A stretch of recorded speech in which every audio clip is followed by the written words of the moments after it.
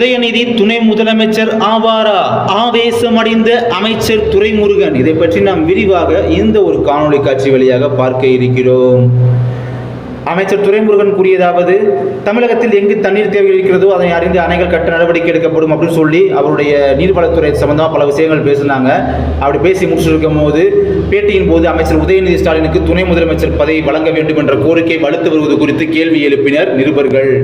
இதனை கேட்டதும் ஆவேசமடைந்த துரைமுருகன் அந்த கேள்விக்கெல்லாம் எனக்கு பதில் சொல்ல தெரியாது என கூறி எழுந்து சென்றார். இதனால் அங்கு பரபரப்பு என்பது சூழ்ந்து கொண்டது.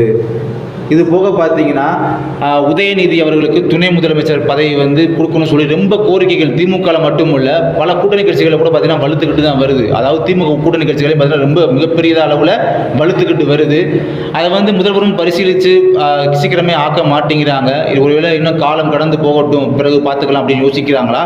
இதை பற்றி நீங்கள் என்ன நினைக்கிறீங்க அப்படின்றத கீழே உள்ள கருத்துக்கள் பட்டியல மறக்காமல் தெரிவிங்க.